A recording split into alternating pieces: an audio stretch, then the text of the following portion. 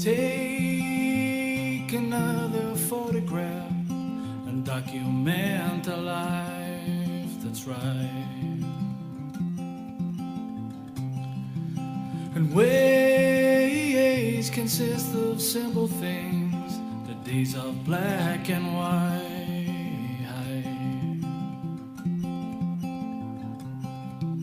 And faces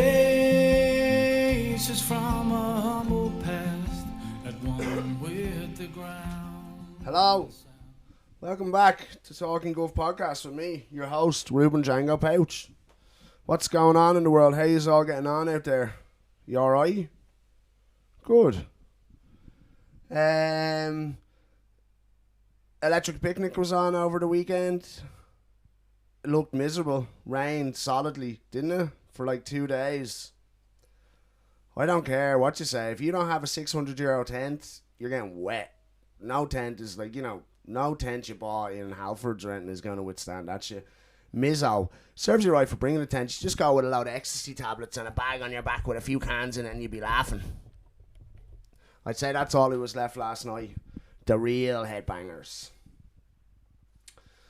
I was looking at, see this, like, Whitney Cummings mentioned it on a Joe Rogan podcast. I don't really like Whitney Cummings, but she just said, oh, do you ever see pictures of Liam Neeson having pissed himself? I was like, what?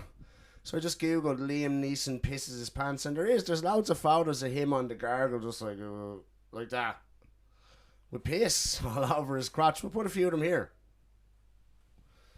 But it's just interesting that he's like the highest paid actor, like one of the most famous actors on planet Earth. He doesn't give a fuck. He'll piss his pants after a few jars, no problem. I went on a little holiday, like a camping holiday with my young lad down to Waterford. We had a real great time, although it was really expensive because obviously Ireland's crazy expensive at the moment, like insanely expensive. Previous to going on this little trip, I went for a swim with my young lad and I said, come on, we go get a hot dog in this chipper here in Greystones. We went and got 2 hot dogs and a bag of chips and it cost me €24. I was like, Jesus, that's a bit expensive, isn't it? And then he was like, I want an ice cream. So I was like, all right, fair enough, come on. We go down and get an ice cream in Gino's on Bray Beach. And I was just like, what do you want, boo? And he said what he wanted. He wanted 2 scoops in a cone with some Oreo sprinkles on top. I was like, yeah.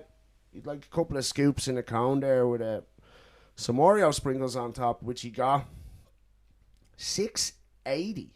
It cost me €6.80. She said it as I was putting my phone up the tab. I was just like, oh, okay. He was already eating the ice cream. Game over. $6.80. That's insane, no? So yeah, we went holidaying down in Waterford, and like I said, it's expensive, but it was really a great time. Really loved it. But at one point we were walking through the city and I was just sort of standing waiting to cross the road, and I looked to my side and there was like an old man with a fold out table and a little hob ring on it making a bit of pasta for himself, and I was like, what the fuck is going on there?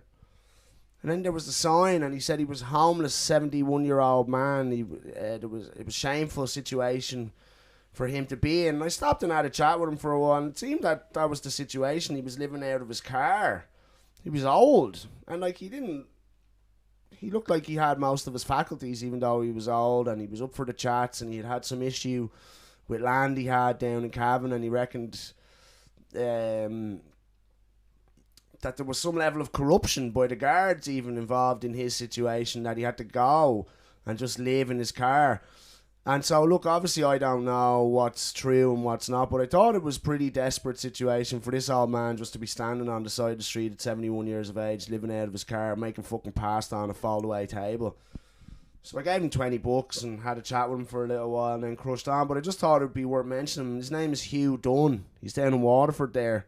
If anyone's ever in Waterford, he'd be on the quays there. Go up and say hello to him. If you could spare a few quid, maybe give to him. If there's any other way in which you could help, then maybe help him any way you can. But it's definitely, I hope at 71 years of age that I don't have to live out of a car and cook me dinners on the side of the quays there in Waterford City. So it's a real microcosm for how desperate the situation is, I suppose, for a lot of people.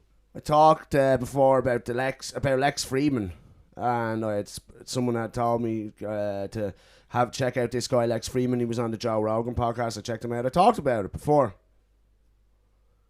but he has his own podcast. I saw an episode about a week or so ago with a fella called Andrew Bustamante. And Andrew Bustamante is an ex-CIA spy. He's only a few years older than me. He's only 44 or something like that. And he was a spy for 13 years, I think. And his wife is a spy. And he talked about a myriad of really interesting stuff. I think the CIA is really interesting. But like, they're basically like a gang. They're a law unto themselves, it would seem. And they have been since the days of Kennedy. And if you listen to Robert F. Kennedy Jr. talking about how the CIA started a campaign, I suppose, against the Kennedys and killed his father and killed his uncle John, and for multiple reasons, and then you find out that the head of the Warren Commission, after an independent commission had come to the conclusion that the assassination of John F. Kennedy was a conspiracy, there was a government commission put together called the Warren Commission, and the head of the Warren Commission was John Tullis, I'm pretty sure, who was the head of the CIA previous to being fired by John F. Kennedy over the Bay of Pigs fiasco. So there seems where, in fact, the CIA were teaming up with Cuban dissidents and fucking like Traficante and other mob bosses in order to overthrow Castro and that. So it's very they're gangsters basically. There was also a great thing called Winds of Change about how potentially the CIA had penned the hit The Winds of Change by the Scorpions. I follow the Moskva down to Gorky Park and listen to the winds of change. There was a rumour or a conspiracy that was penned, in fact, by the CIA in order to bring about the fall of the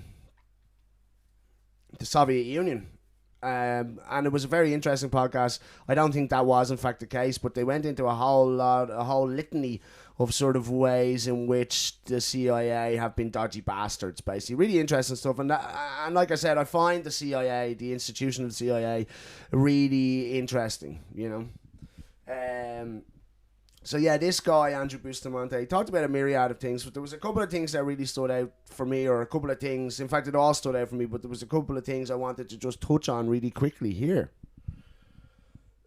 He was saying some hardcore shit about the war in Ukraine, and he was talking about how efficient the intelligence services of Russia were, and he knew that because empirically, like on a mathematical basis, Russia was winning the war in Ukraine. Now obviously Lex Fridman's half Ukrainian, half Russian, raised in America, very clever fellow, has just recently been to the Ukraine, has spoken with many people in the Ukraine and on the front line and stuff. And he was a little bit taken aback by that statement, and he said, no, I don't think they are winning. And your man Bustamante said, no, they are.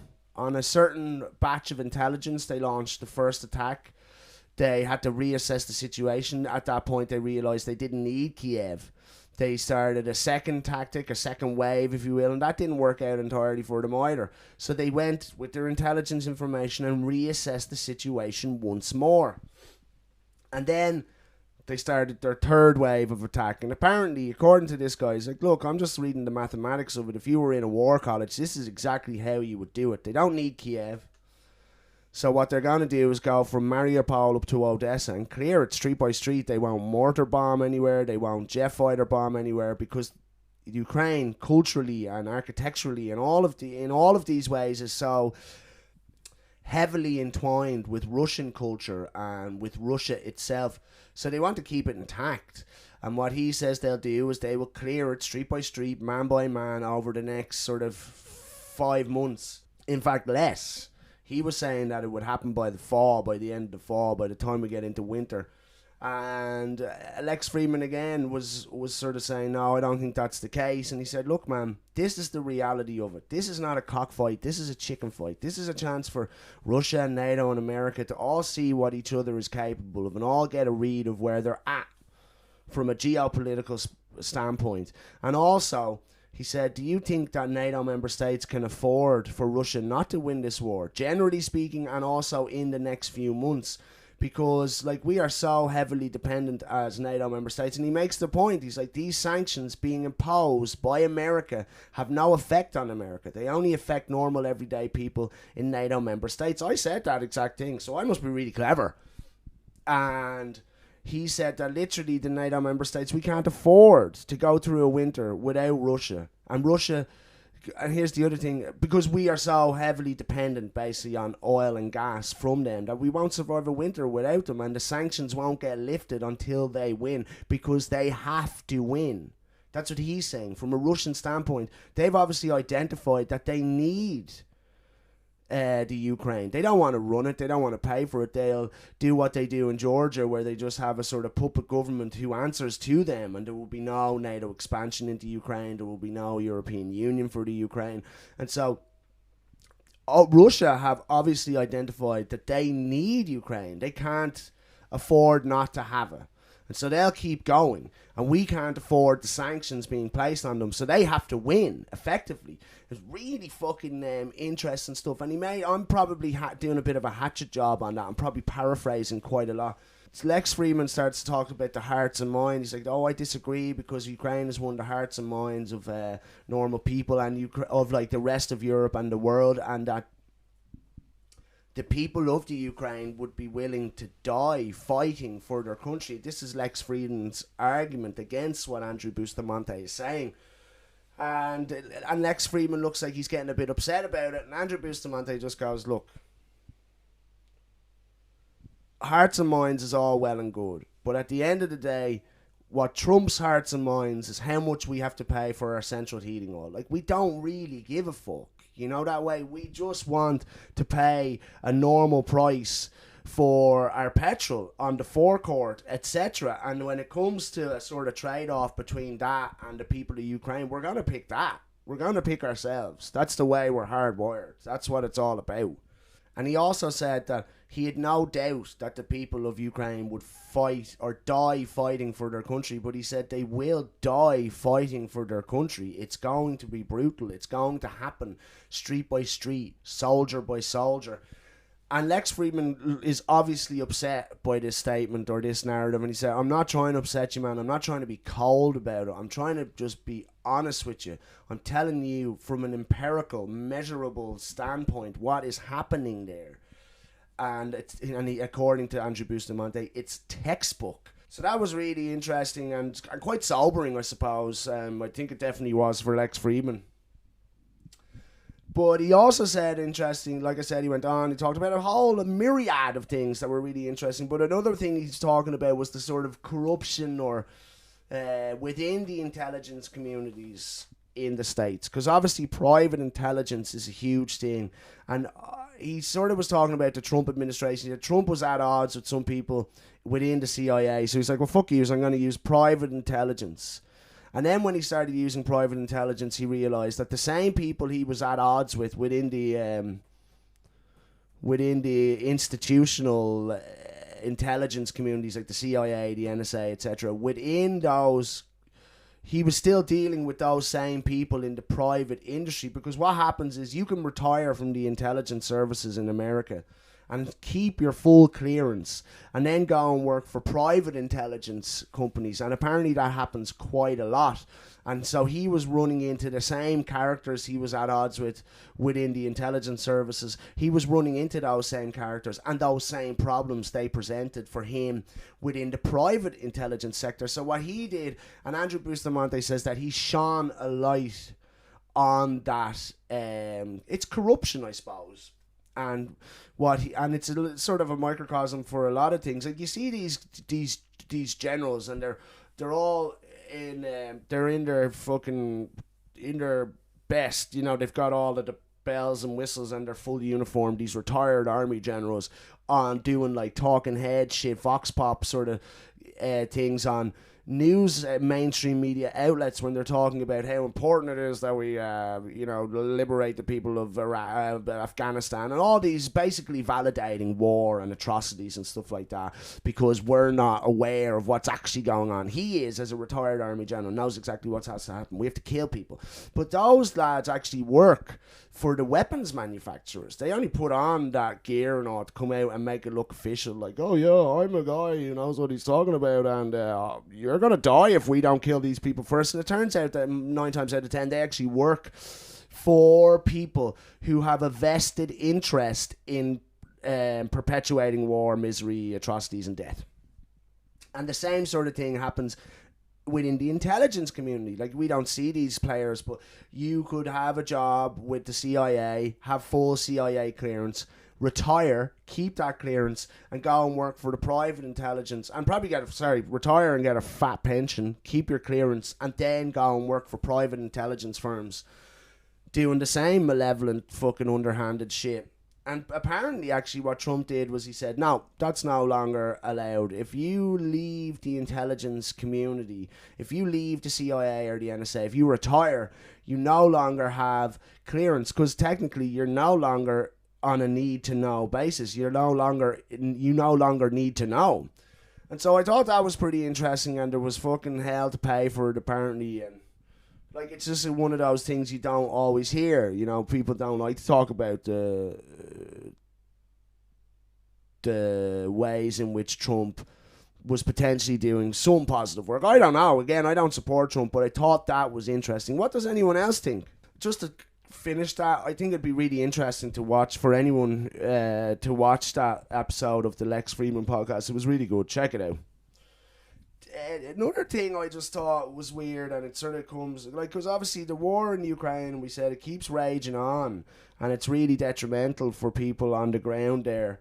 But one thing I keep noticing, and again, I said before, I don't really like Zelensky. I don't trust him. You know, I think that how did a guy who was on basically the Ukrainian version of Friends end up becoming the multimillionaire president of said country, which is rife with fucking hardcore corruption. And he's working obviously hand in hand with some pretty extreme factions of people. And he's publicly, you know, broadcasting that Ireland's not neutral. There's a whole lot of reasons that I don't really trust that guy Zelensky at all, like, at all. And another thing is, like, he keeps talking about nuclear attacks and nuclear war, and I see it in other articles, like, hold on, Ukraine, we'd take a nuclear attack over being a part of Russia. And I just think, well, no, you won't. Like, with all due respect and, you know, with all sympathies, what are we talking about here? And why are Sky News communicating that narrative? Because everyone else in the world would rather you were a part of Russia than see a nuclear attack. I just can't get it. I feel like it's almost like, oh yeah, we're just going to keep saying nuclear attack in mainstream media and keep familiarizing people with the idea of nuclear war so that we can actually engage in nuclear war. Like, what planet are we living in? How come it's just like, I don't know. I suppose the mind boggles as to that situation. Is everyone going to be all right with that? Is that a narrative that everyone is prepared? Is that a path that everyone is prepared to walk? The potential for nuclear war? Like, I'm not, and I'm sorry, but I would rather Russia won the war and Ukraine became a de facto part of this sort of Russia than to see a nuclear war break out. Am I selfish? Am I a fucking am I anti-Ukrainian? No. And I think it's dangerous and irresponsible for the mainstream media to be sort of just like whimsically bandying around the narrative of nuclear war. It's fucking insane. Because another thing, like, it just seems that it's getting out of hand. That looks like that's out of hand. You start talking about nuclear war, that's getting out of hand, right?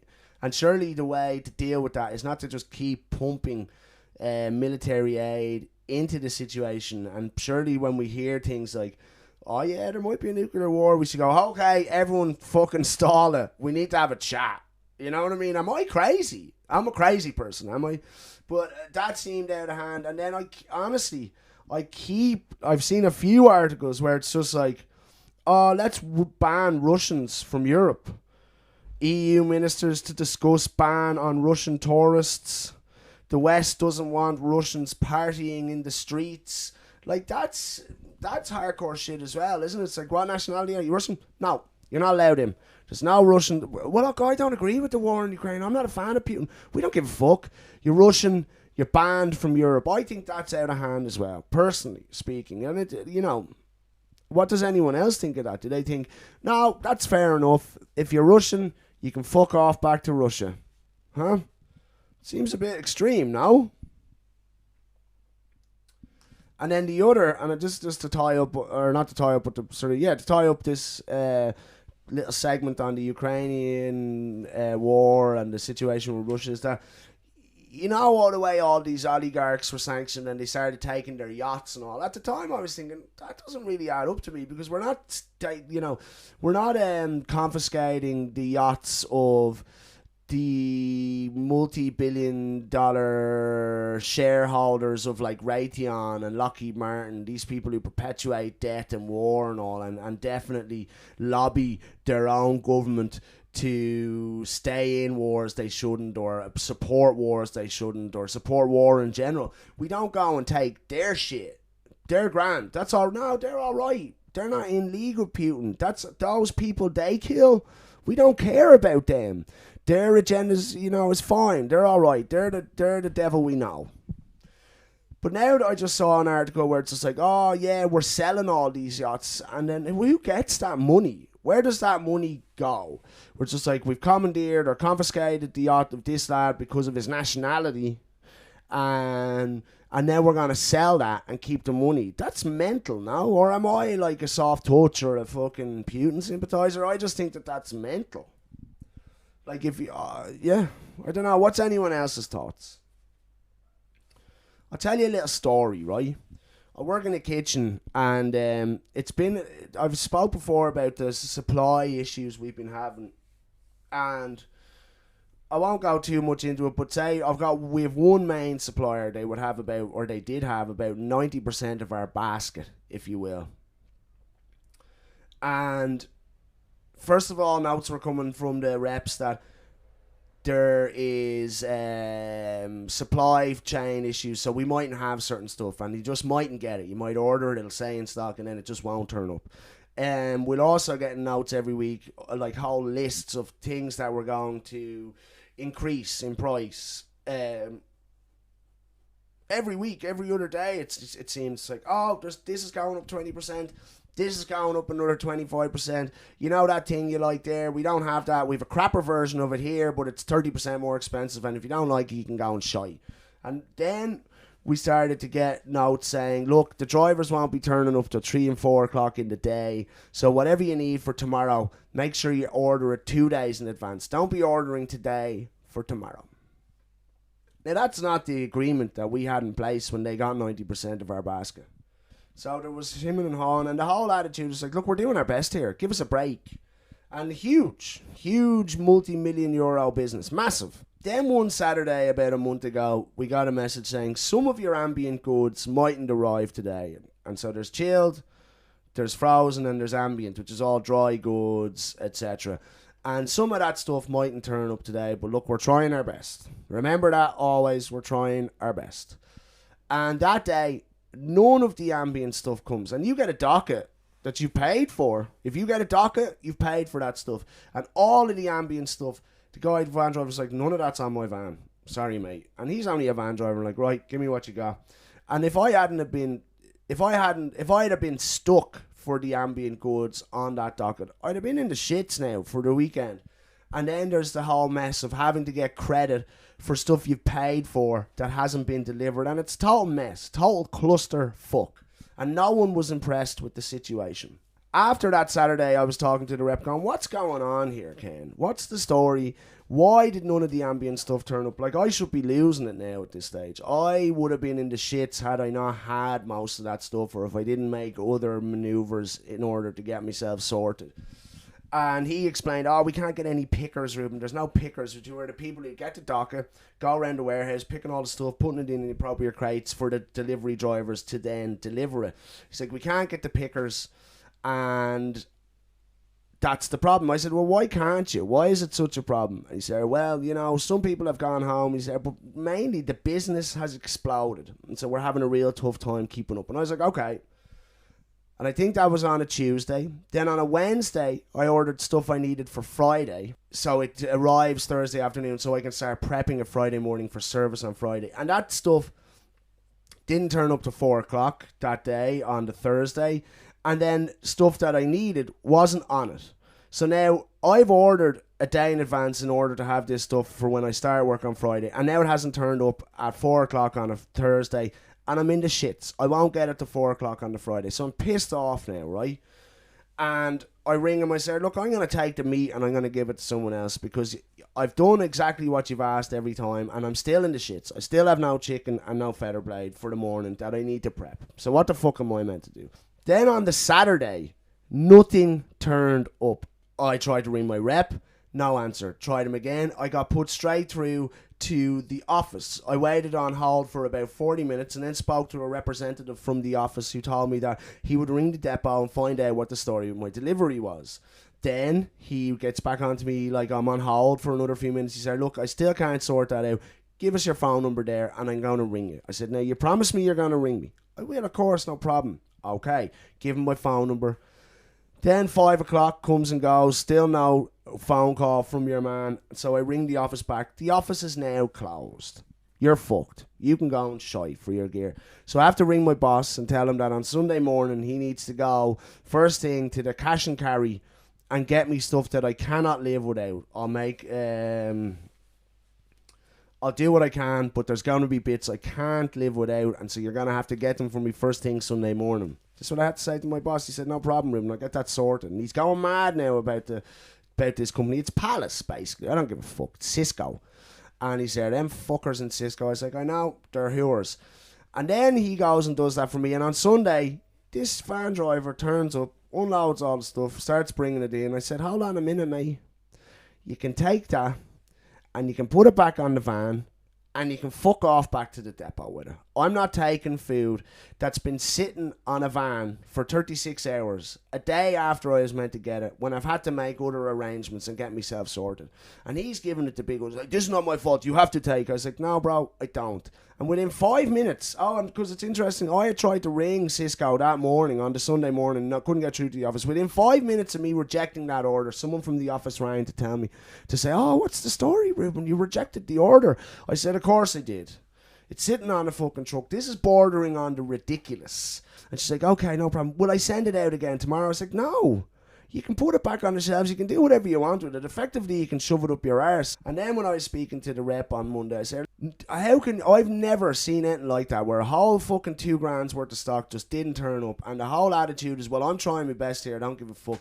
You told me, and this is what I said to him, I said, you told me from your own mouth that the reason you cannot provide the service that we agreed upon is because the business has exploded. In other words, you have taken on so much business to be greedy bastards about it, because everyone, throughout the pandemic, everyone's gotten it into their head that the only way to survive the pandemic and the way that people are making so much money is food, which is ridiculous. Anyone who has any experience in the food service industry knows how tight the margins are and how hard it is to make money. But everyone else who has no experience or right to be there has decided, this is what I'm going to do.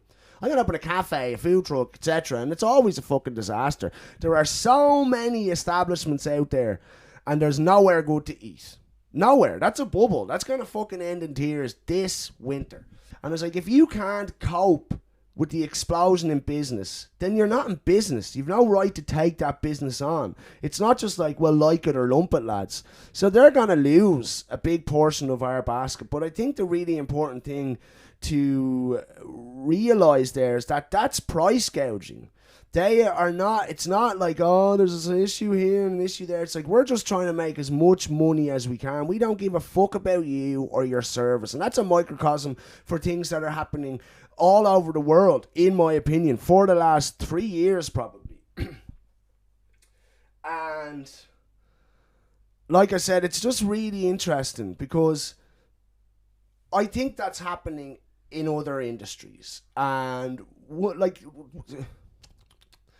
I saw an article the other day, and now every household in Ireland is paying at least 25% more for their electricity now. And we discussed how a barrel of oil is no more expensive now than it was in the height of sort of our economic prowess there at the beginning of 2008, when nothing was more expensive, than it was then.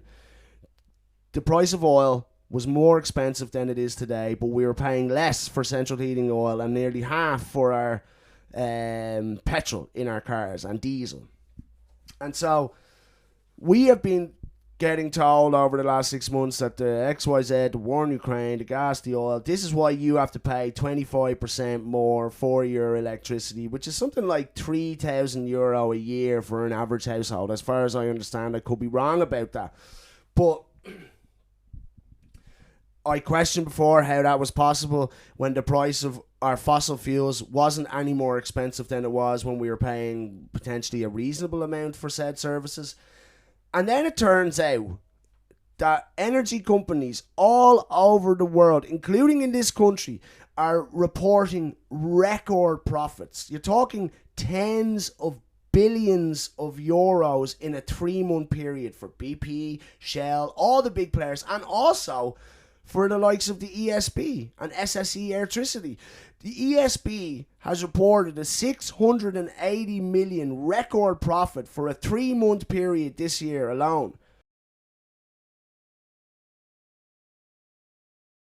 SSE Electricity has also reported, and I can't remember the figure exactly, record profits, which is totally mind-boggling considering that SSE Electricity is air generated. How is air affected by the war in the Ukraine? Like, if we, whatever about the barrel of oil situation, maybe that's more complex and convoluted than the likes of me can understand sitting here on this couch. But how in the name of God has air-generated electricity gone up 40% in the last 3 months? And why then is the company that provides it reporting record profits? Why then, if you're selling the same amount of it, do you have record profits? Because they're lying bastards. That's what's going on there. Surely it's more price gouging. Surely it's using the COVID and now the war in Ukraine just to drive up the price, irrespective of the base costs. And that's why they are reporting record profits. Like, I mean, it's right there in fucking black and white. I cannot get my head around this. I can't get... What do you think about that out there in the real world? The same people who want to charge you 25, 30, 40% more for your electricity are making 25, 30, 40% more money than they ever did profit. It's not about like taking their GP out of that money. That's profit. That's crazy, no? And then obviously that's a huge amount of pressure. I don't know about you, but €3,000 a year, that's like what, 75 quid a week or something like that, $70 a week. That's a huge amount of money for an average household to have to then pay in surplus. Do you know what I mean? There are people out there on 70 grand a year who can barely afford their mortgages, and that literally could be the tipping point between them losing their houses. They're on fucking 70 G's. If you're on less than that, you don't get a look in. You're not getting a house. You're one of the 10,000 people living in temporary accommodation. But just say, for instance, that you were like, that's a huge wage. Say, for instance, you were lucky enough or worked hard enough or whatever the fucking parameters are. Let's just say, for instance, you were on 70 grand a year. You can't even afford to buy a 3-bedroom house in this country, and if you could afford this extra 3,000 a year, could send you into the red. You could lose your house over this shit. Like, that's a real serious pressure and a real serious problem for average working households in this country. And how do you think the government proposes to combat that situation? Do you think they're going to bring the energy companies to rights and say, hold on a minute, lads, how are you recording record profits when apparently was putting massive price hikes onto the consumer? How is that possible? Something's not adding up here, and we want to get to the bottom of it. We want to make sure that the average household is protected by the government that it elected. But no, of course the government don't do that. They don't even want to look at that problem. They just want to go, let's put a windfall tax in place. Now, which would basically mean that we're not interested in your price gouging. We just want to get more for the exchequer out of the suffering of everyday people. That's effectively what they're saying with the way in which they want to combat the situation. The windfall tax, with that windfall tax. And you might be thinking, well, that's a good thing, Ruben. You know, it goes into the exchequer, it'll trickle down to us. We know shit doesn't trickle down, it moves left and right. Okay? And let's just say, for instance, that 680 million profit record profit for ESB. 150 million of that had to go to the exchequer, and it did go to the exchequer, and yet things didn't get any better. There's still people having to camp out to buy houses. There's still fucking institutional landlords owning 50% of the rental properties in the country. There's still fucking private investment firms buying houses off plan before you even get a look in, so that they can rent and sell and lease them back to local authorities for top dollar. Like, that's a fucking corrupt system. That is corruption. And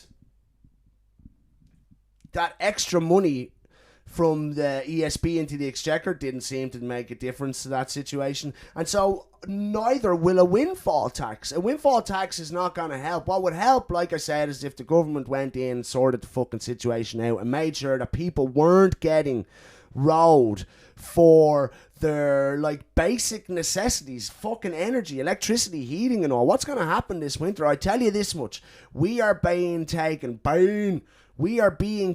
for the ride of a lifetime. And as long as we just are apathetic to the situation, that will never, ever change.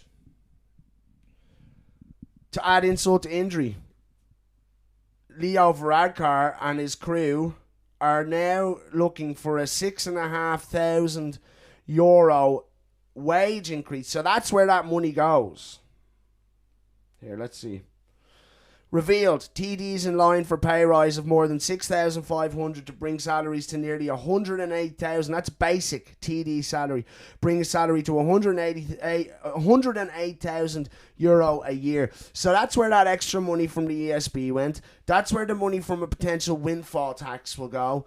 Like, I mean, come on. Who are we kidding? This situation is out of control, and me and you and all your neighbours, we need to have a look at this and go, hold on a minute, this isn't good enough. We need to talk to our government about that. We need to elect someone who will protect our sovereignty. And I'll say for one last time, it's not about black versus white, gay versus straight, any of this shit. It's literally only about have and have not. It's a fucking finite a number of political and financial elites versus everyone else. And we need to realise that fact.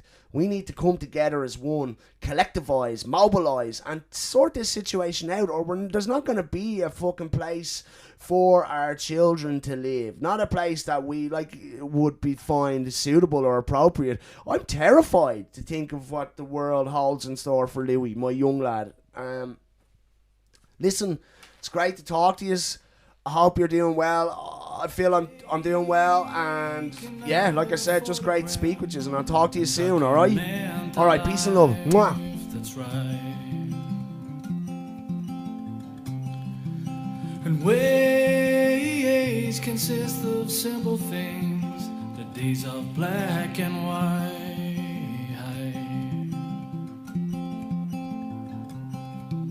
And faces from a humble past, at one with the ground, the sound